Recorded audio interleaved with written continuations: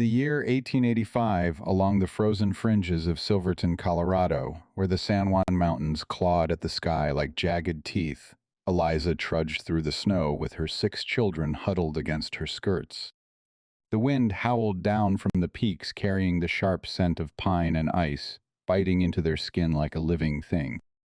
The road was little more than a rutted path crusted with frost that cracked underfoot, and the world around them stretched in different, endless white fields, broken only by skeletal aspens, their branches whispering secrets to the cold.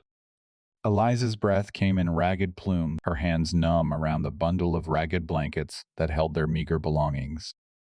The children, from little Mary at 3 years to Thomas at 12, pressed close their small bodies, trembling faces pinched with hunger and fear. She could feel the weight of them not just in her arms, but in her chest, a heavy ache that mirrored the vast empty landscape. Her boots sank deeper with each step, the snow soaking through the worn leather, turning her toes to stone. The wagon had given out miles back, the axle splintered on a hidden rock, and John, her husband of 14 years, had ridden off on the last horse, promising to fetch help from town. That was 2 days ago, or 3 times blurred in the cold, like the horizon lost in swirling flakes.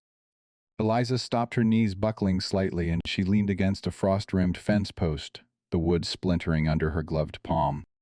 The post stood crooked, forgotten by some long-gone homesteader, much like her now. The children clustered around her legs, silent, except for the soft whimpers of the youngest, whose cheeks were chapped red from the wind.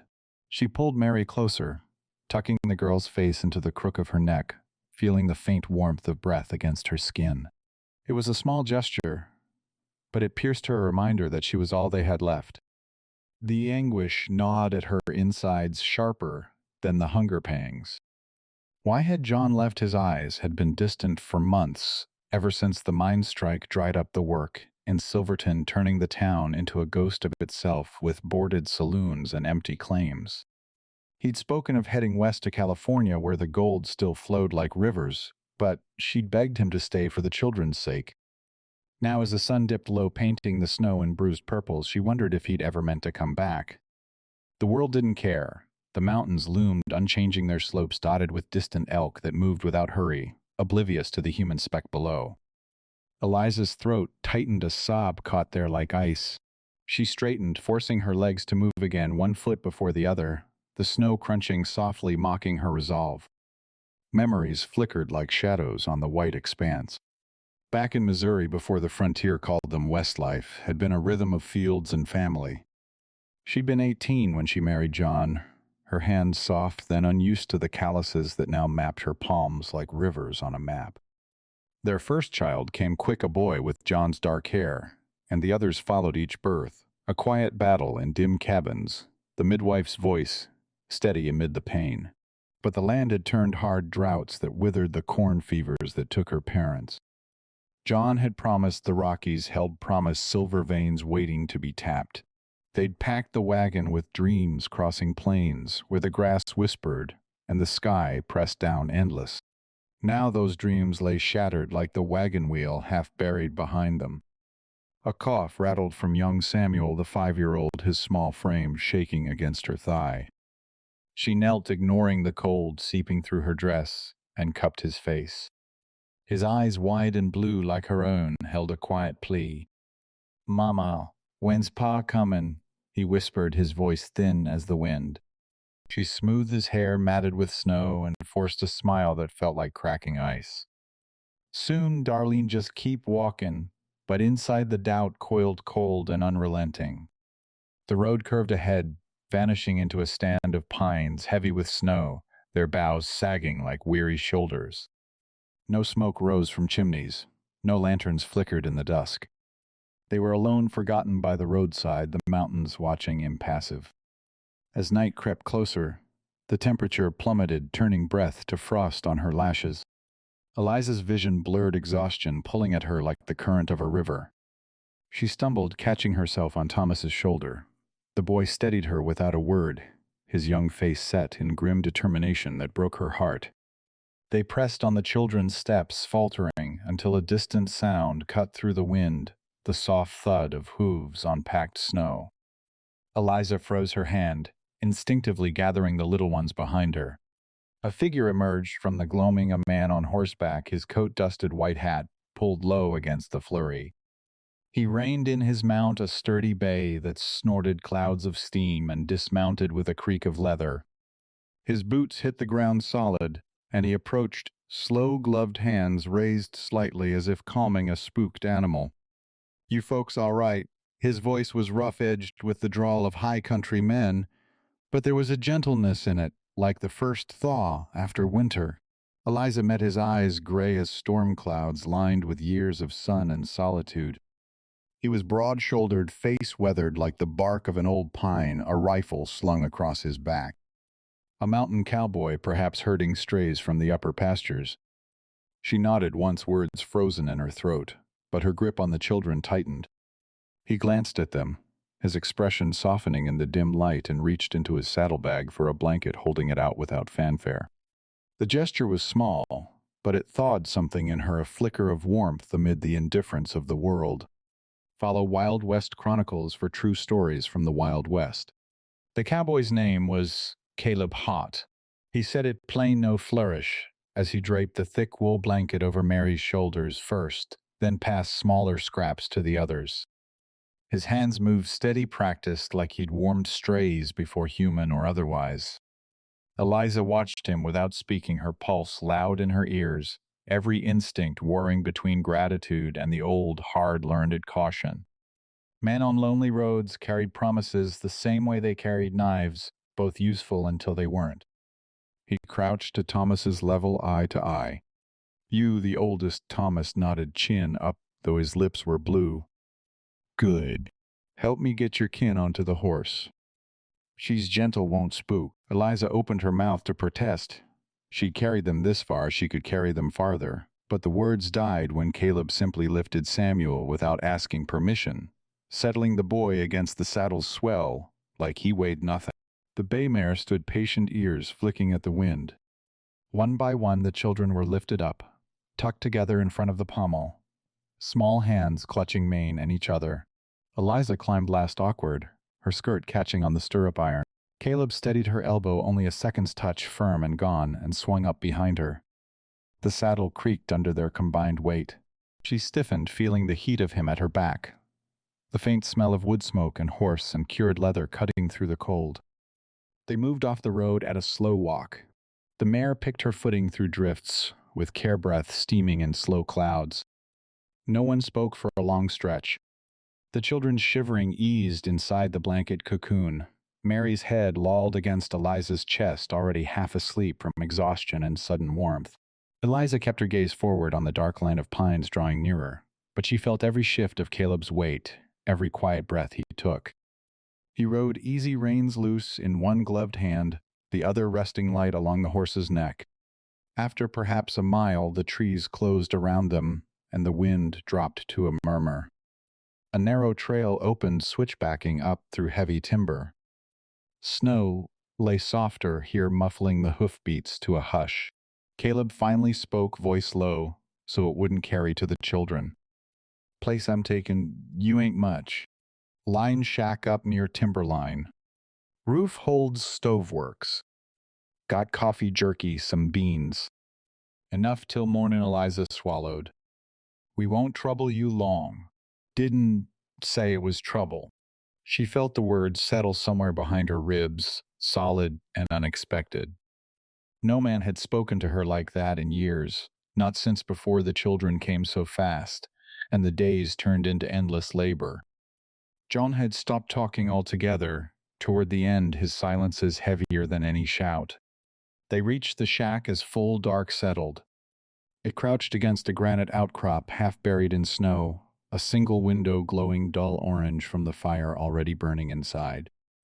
Caleb must have left it stoked before he rode out. He dismounted, lifted the children down one after another, carried the smallest ones across the threshold. Eliza followed, boots scraping on the puncheon floor. The warmth hit her like a slap, sudden, almost painful after so many hours of cold. Pine logs snapped in the iron stove. The air smelled of resin and old coffee grounds. Caleb set the children near the hearth, wrapped them tighter, then turned to her. You're shaken worse than they are. She obeyed because her legs would no longer argue. The chair was rough-hewn, its seat worn smooth by years of use. She watched him move quiet economical, filling a kettle, slicing strips of dried venison, setting tin cups on the table. He didn't fuss, didn't ask questions she couldn't yet answer. When the water boiled, he poured coffee so strong it stained the cups. Brown handed one to her without ceremony. Their fingers brushed. His were calloused warm, hers still numb. She wrapped both hands around the tin, letting the heat seep into her bones. The children ate in silence at first, small teeth tearing at the jerky eyes wide at the sudden safety. Thomas watched Caleb the longest, measuring. Finally, the boy spoke. "You got a name for that horse, Rose," Caleb answered without looking up from the stove. "Found her half-starved 3 winters back. Figured she deserved a soft name." Thomas nodded, as if that made perfect sense. Later, when the little ones slept piled on the single bunk under every blanket, Caleb owned Eliza, sat by the fire, staring into the flames. Caleb settled across from her on a 3-legged stool, elbows on his knees. The light carved deep shadows under his eyes showed the faint scar that curved along his left jaw like a crescent moon. "You don't have to tell me anything tonight," he said. "But if you want to, I listen better than most." She studied the fire a long time.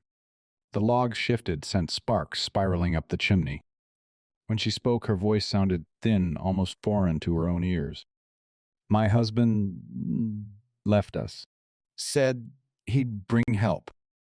Been gone 3 days. Maybe 4. She paused, throat working. "I don't know if he's coming back." Caleb didn't flinch, didn't offer empty comfort. He only nodded once, slow. Some men ride away from what they can't carry. The simplicity of it pierced her. No judgment, no sermon, just truth laid bare like a skinned hide. She felt tears rise hot and sudden and blinked them back. "I got 6 children," she whispered. Six. And no place left to go." He leaned forward slightly, forearms resting on his thighs. "You got here. That's something." The words hung between them, small and steady. Outside, the wind moaned around the eaves, but inside the shack the fire crackled and the children breathed soft and even. For the first time in days, Eliza felt the knot in her chest loosen just a fraction, just enough to draw a full breath. Caleb Rose added another log to the stove, then returned to his stool. He didn't press. He simply sat with her, in the quiet, 2 strangers sharing heat and silence, while the mountains stood watch beyond the walls. Morning came slow and gray, the kind of light that filtered through frost-laced panes without warmth. Eliza woke, first body stiff, from the hard bunk, the children still tangled in sleep around her. The stove had burned low, only a few red coals glowed beneath ash. She rose quietly, crossed the puncheon floor in stocking feet, and fed split pine into the fire. The kindling caught with a soft snap, sending new heat curling into the room. Caleb was already outside. She heard the rhythmic scrape of shovel on snow, the low murmur of his voice speaking to the mare. When he stepped back through the door, snow dusted his shoulders and hat brim. He carried 2 pails, one of fresh water hauled from the spring, the other steaming milk from the single cow he kept in a lean-to shed. He set them down without comment, then pulled off his gloves and rubbed circulation back into his hands. "Cow's old but steady," he said, nodding toward the milk. "Figure the little ones could use it." Eliza poured some into a tin cup for Mary, who stirred and sat up blinking. The girl drank in small, greedy sips, a white mustache left on her upper lip. The sight of it, so ordinary, so alive, made Eliza's throat close. She turned away to hide the sudden sting in her eyes. Caleb didn't linger on the moment. He moved to the table, spread out a worn map of the San Juans, its creases soft from years of folding. "Town's 8 miles down the valley," he said. "Silverton proper. I can ride you in today if you want." Telegraph office still stands. Stage line runs twice a week. Eliza looked at the map without really seeing it. The thought of Silverton of boarding houses with thin walls of charity glances from shopkeepers who remembered when she and John had arrived full of hope made her stomach turn. She shook her head once. Not yet. He studied her a moment, then folded the map away. Fair enough. Days blurred into a quiet rhythm. Caleb left at first light to check trap lines and move strays off high drifts before the next storm buried them. He returned with rabbit or grouse, sometimes a deer haunch if luck held. Eliza learned the shack's small secrets, where the dry firewood was stacked under the eaves, how to bank the stove so it held heat through the night the way the roof beams creaked when wind shifted north. She scrubbed the tin plates with snowmelt and sand-mended torn stockings by firelight, taught the older children to split kindling straight so it caught quicker. Caleb never asked her to stay, never told her to leave. He simply made space. A second stool appeared by the stove. A row of small boots lined up near the door to dry. When Thomas asked about the scar on Caleb's jaw, the man answered playing got between a bear and her cub. She wasn't in the mood to negotiate. He touched the mark absently, the way a man might trace an old fence line on land he still walked. One evening, after the children were settled, Caleb sat oiling his rifle by lamplight. Eliza darned a shirt, his one sleeve torn on barbed wire, and the quiet between them felt different, now less empty. She broke it first. You live alone up here mostly. He kept his eyes on the gun. Had a wife once. Sarah. Fever took her 7 winters back. No children. A pause, the soft click of metal against metal. After that, the high country suited me better than town. Eliza nodded, needle pausing mid-stitch. She understood the arithmetic of loss, one person gone left, a space nothing else quite filled. I'm sorry. Don't need to be. He sighted down the barrel, satisfied, then set the rifle aside. Some things just happen. You carry what's left. She looked at him, then really looked. The lamplight caught the silver threads at his temples, the deep lines carved around his mouth from years of squinting into sun and snow. Yet there was a stillness to him, a kind of rooted calm she hadn't known men could carry. John had always been restless, chasing the next claim, the next promise. Caleb seemed carved from the same granite as the peaks outside. You ever think of leaving? She asked. Thought about it. He leaned back, chair creaking. California. Texas. Places where the winters don't try to kill you. But every time I packed the saddlebags, something held me. Maybe it's just habit. Maybe it's knowing the mountains don't lie to you. They're hard, but they're honest.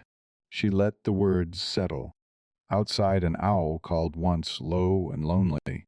The fire popped. Mary sighed in her sleep. I don't know what honest looks like anymore, Eliza said quietly. John promised a lot of things. Most of them turned to dust. Caleb met her gaze across the small room. Honest ain't always soft. Sometimes it's just showing up the next day, feeding what's in front of you, fixing what's broke. The simplicity of it struck her again, deeper this time. No grand declaration, no poetry, just truth spoken plain as a winter sunrise. She felt something shift inside her, small but real, like the first crack in pond ice when spring breathes close. The next morning she rose before him, built a fire higher than usual, and set coffee to boil. When he came in stamping snow from his boots, the smell met him at the door. He stopped surprised, then gave a small nod. Smells like home, he said. She poured his cup without answering, but her hands were steady. They began to talk, more short exchanges at first, then longer when the children played outside in the brief sun. He told her about the trap line he ran each season, the way Martins left tracks like small stitches across fresh snow. She spoke of Missouri fields, the smell of cut hay in July, how she used to sing hymns while churning butter, until the children laughed and tried to mimic her. Bit by bit, words built a bridge between them, plank by careful plank. One afternoon, while the older boys helped him mend a corral gate, Eliza stood at the doorway watching. Caleb showed Thomas how to drive a nail straight patient when the boy's swing missed. The sight of them heads bent close breath fogging the cold air made her chest ache in a new way. Not grief this time. Something warmer, more dangerous.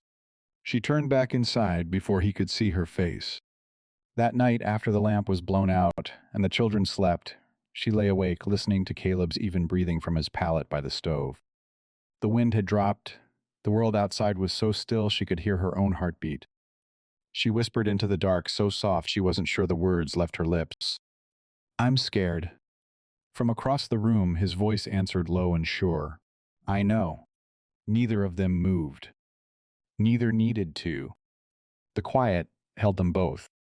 The days lengthened by slow degrees, the sun climbing a little higher each noon, carving shallow melt around the shack's foundation. Snow still ruled the high country, but its grip loosened in thin trickles that dripped from eaves and darkened the logs. Eliza felt the change in her own body first, a loosening in the shoulders' breaths that came easier nights when sleep arrived without fighting for it. Caleb began including her in the small work of the place. One morning he handed her an axe, not the heavy splitting maul, but a lighter one with a hickory handle worn smooth, and led her to the woodpile. "Edge needs touching up," he said, "but it'll bite if you let it." He showed her the stance feet apart, knees soft swing from the hips, not the arms. She felt foolish at first, the blade glancing off the log, sending sparks of bark flying. He didn't laugh, didn't correct with words. He simply stepped behind her, close enough that she felt the shape of him without touching, and adjusted the angle of her grip with the lightest pressure of his fingers on hers. "There," he murmured. "Let the weight do the work." The next swing sank true. Wood parted with a clean crack. She looked up, startled by the sound, and found him watching not her swing, but her face. A small, unguarded smile touched the corner of his mouth and vanished as quick as it came. She felt heat rise under her collar, unrelated to the effort. They worked side by side more often after that, mending fence in the lower meadow where his few head of cattle wintered, checking snares along the creek where willows bent under ice. Once, when a late blizzard rolled in without warning, they spent hours together in the lean to rubbing down the mare and the cow with burlap sacks, their shoulders brushing in the cramped space. The storm roared outside. Inside smelled of wet horsehair and warm breath. Neither spoke much. They didn't need to. The work itself became the conversation. The children noticed. Thomas shadowed Caleb whenever he could, asking questions about cinches and brands and the best way to read a track in fresh powder. Samuel trailed after his older brother like a smaller echo. Even Mary, shy as a fawn, began leaving small offerings near Caleb's chair, a pine cone painted with berry juice, a feather found near the spring. He accepted each one without comment, tucking them onto the narrow shelf above the stove, beside a single photograph in a tin frame, a younger woman with laughing eyes and a coronet of braids. Eliza never asked about the picture. She didn't have to. She understood keepsakes that hurt to look at and hurt more to put away. One clear afternoon in late March, the sky so blue it stung, Caleb rode back from checking the high pasture with news. He dismounted in the dooryard, face grave under the brim of his hat. "Word from Silverton," he said. "Rider came through with mail. There's a letter for you." Eliza felt the air leave her lungs. She took the envelope he held out, creased, smudged with trail dust, addressed in John's familiar slanting hand. Her fingers shook as she broke the seal. The note was short. He'd reached Durango, found work in the rail yards. The pay was steady, but not enough for 7 mouths. He was sorry. He thought it best if she and the children stayed where they were safe. He'd send money when he could. No promise of return. No goodbye.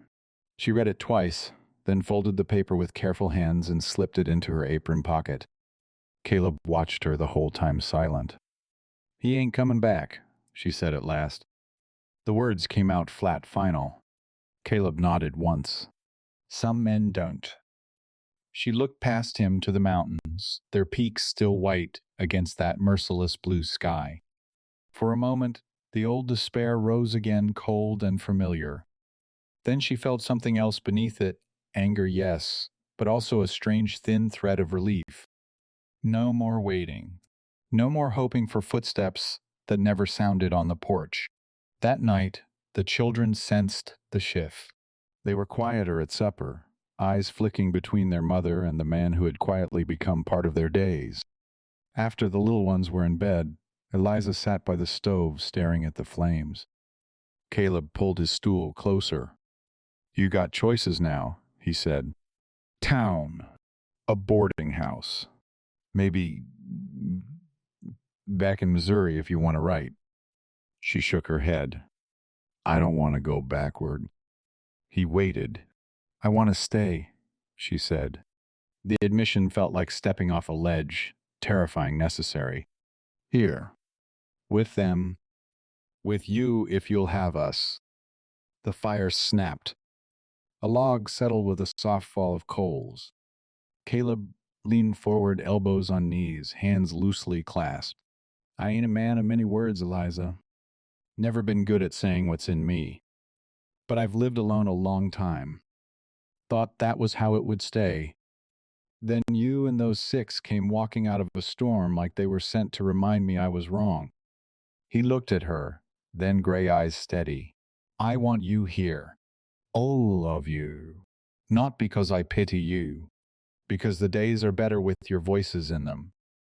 Because I look at you splitting wood, or singing to Mary, or just sitting quiet, and I feel something I thought died with Sarah.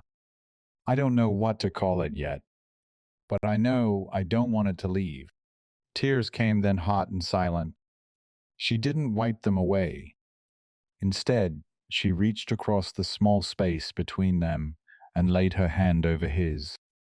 His fingers closed around hers, careful, strong, warm. Neither spoke again that night. They didn't need to. The fire burned low. Outside the mountains stood sentinel under stars sharp as knife points. Inside, two people sat holding hands in the quiet, letting the future arrive one slow breath at a time. The first real thaw came in early April, sudden and fierce, after a night of warm wind off the western slope. By morning, the snow around the shack had shrunk to dirty patches in the shade, and water ran bright and loud in the creek below. Eliza stepped outside barefoot, the mud cool between her toes, and felt the earth give softly under her weight, like it was finally breathing again. Caleb found her there, standing with arms wrapped around herself, face tilted to the sun. He didn't speak at first. He simply came up beside her, close enough that their shadows merged on the wet ground. After a long minute, he reached down, broke off a sprig of new green from a willow that overhung the path, and handed it to her without ceremony. "First green," he said, "means the high pastures will open soon." She took the sprig, twirled it between her fingers, inhaled the sharp living scent. Something in her loosened further, a knot she hadn't known was still there. That afternoon they rode out together for the first time since the children arrived. Thomas begged to come. Caleb lifted him onto Rose behind Eliza, the boy's arms tight around her waist. The mare picked her way up the trail with careful steps, hooves sucking at the softening ground.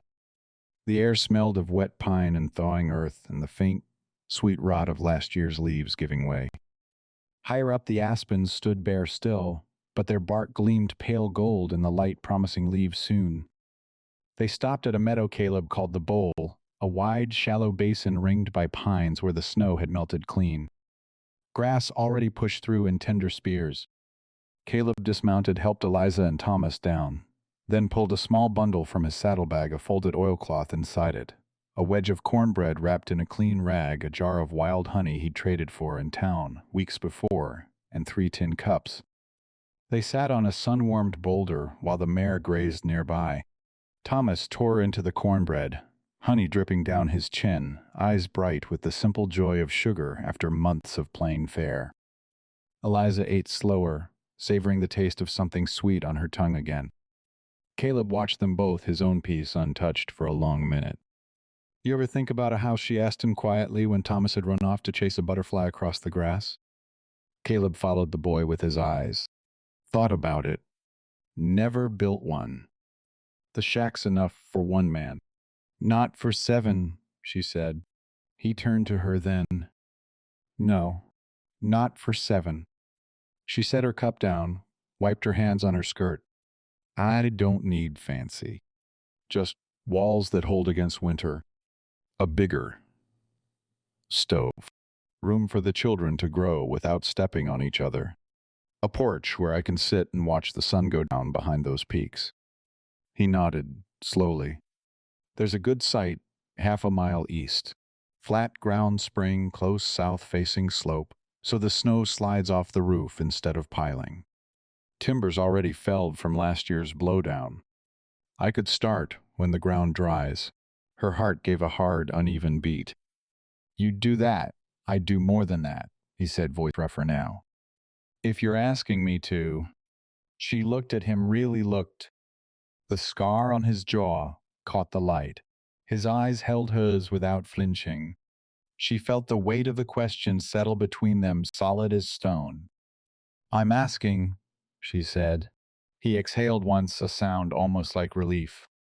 Then he reached for her hand, turned it palm up, and placed his own over it. His skin was warm, rough from years of rope and axe and rain. She closed her fingers around his. They didn't speak of marriage that day, not in words.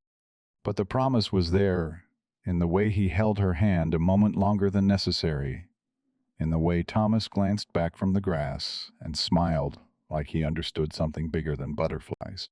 Word traveled slow in the high country, but it traveled. By May, when the aspens leafed out in pale green shimmer, neighbors began to appear, men with teams of mules dragging logs, women carrying baskets of bread and jars of preserves.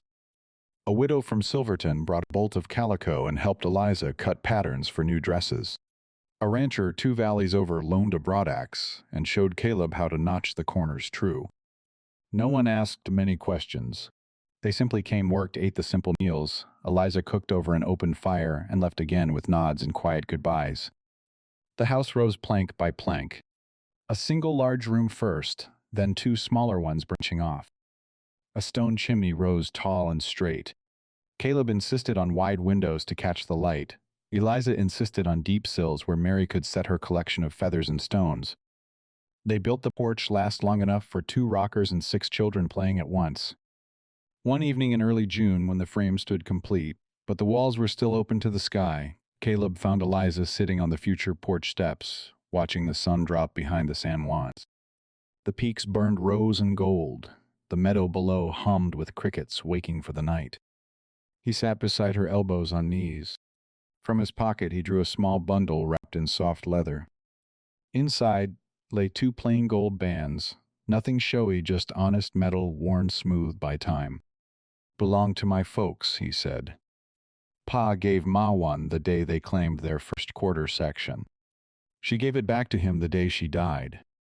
Said she wanted it passed on when the right time came. Eliza touched one ring with a fingertip. It felt warm from his pocket.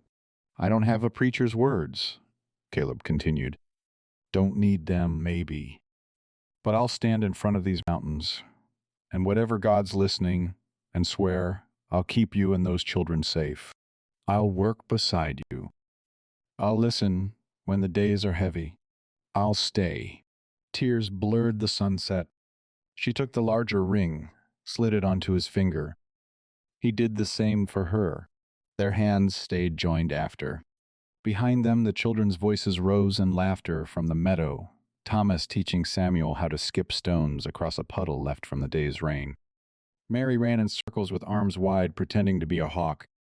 Eliza leaned her head against Caleb's shoulder. He wrapped an arm around her, steady as the ridge behind them. The house would be finished before winter. The children would grow tall in its rooms.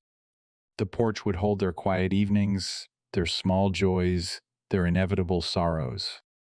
And the mountains would watch over all of it, harsh, unchanging, and somehow in their silence